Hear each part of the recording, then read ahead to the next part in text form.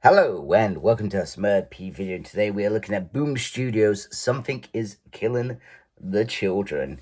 And some great news depending on who comes in as the actors and actresses and how the story is told.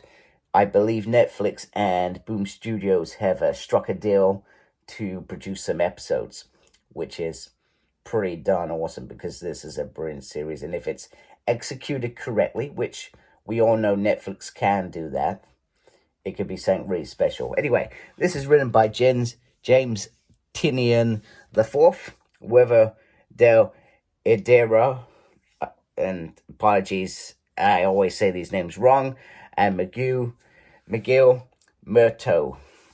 And this is issue number 29. So we bring our issue with this lovely cop asking this lady to go out. She still says no.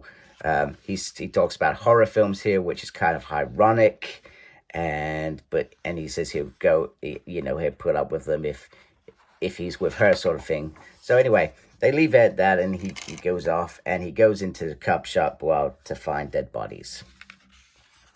Erica Slaughter disarms him very smooth, very quietly, and tells him that Cutter is not everything that he thinks she actually is, and that Carter is in the other room injured, and she's playing a game. You need to get on a phone that isn't being trapped or traped and confirm that she is not who she is, because she is setting us all up, and she is making me a scapegoat for all this death and killing, etc. And bless the man, he has a little wee-wee in his pants, which, not surprised, to be honest with you. I think we all could. She breaks out her friends quite quickly. The bad lady's winning, and Erica says, well, what's this? And it is, if I remember rightly, it is a totem, which hopefully has a monster sealed in it, so maybe she can even up this game of colors. So Something is Killing the Children, the big opening page, which is always very cool.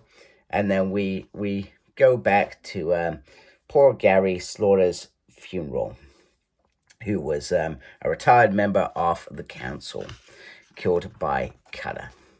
Now, let's get into the politics of this issue. We have Cecilia and I've forgotten who he's called, the dragon. Is he called the dragon? Off the House of Slaughter. And they are having a conversation about the house, in particular of how weak it is. Firstly, they've had to call in an outsider to come and assist with the problem, which is Erica Slaughter trying to leave. When everybody tries to leave, that puts the house at risk, and they have to take certain measures. They don't have that person in place to deal with that, and that's something that Celia is working on. However, that could take well over 10 years.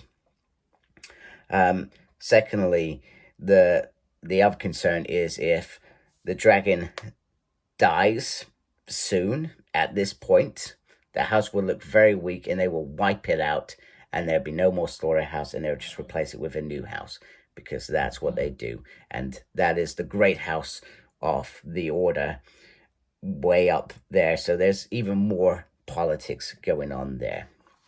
Now,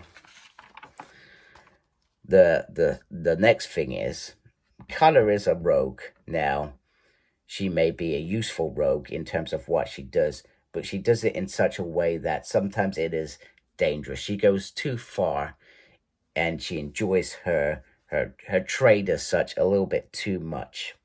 And the ruling council aren't actually that bothered if she lives and who dies. So what the dragon is saying here, that actually if Cutter dies and we can bring Erica Slaughter back in and get her to reassign a legion, she will be back here.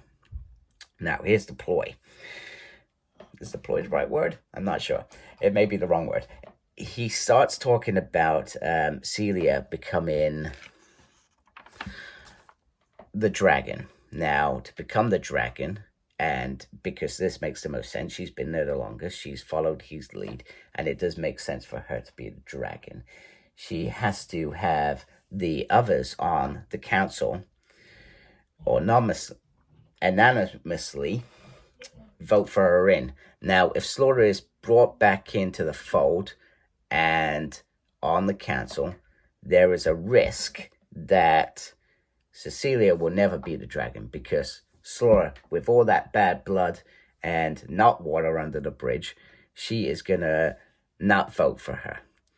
It's as simple as, which leaves the sort of insinuation that if you want to be a dragon, you got to start thinking like a dragon and start thinking like a monster, and being and perhaps not think a little bit emotionally at the moment, because Gary was clearly her friend as well. A dragon acts, and it acts in the best interest of them and their growth and protecting their role, but also that house making it strong and without any bounds. So based on all that, Cecilia makes a decision. She can either just stay there and let what happens, or she can go down there and take out a Duplicitypes. She could take out Duplicitype, but she could also ensure that Cutter and Slaughter and Erica don't survive. She could do that. She is going alone. She's not going with her pack, and she wants to go discreetly so that nobody knows. That's right, people. The story just got even more interesting. She is off to New Mexico. And who will survive? Will it be Erica Slaughter? Will it be Cecilia? Will it be Cutter? Will Carter even survive? The cop, and obviously the kids, Raquel and the kid, I've forgotten her name, as I do every issue. So the girl and Hurricane Part 4 is finished. And yeah, very good issue. I really enjoyed it because, once again, the story is still be set up, and I actually thought this was going to go straight into that battle, and I'm actually kind of glad that it didn't. That it's actually put in a new player in the mix and a new worry for Erica that Cecilia wants to be dragon, and she's not prepared to be taken down by anybody. So yeah, fantabulous issue. I really enjoyed that. James is fantastic, and this is a really great run. Very, very happy. Anyway, if you like my video, please support my channel by subscribing. We appreciate that. Make sure you look after yourself. Very important these days. And as always, embrace geekiness. Take care. Goodbye.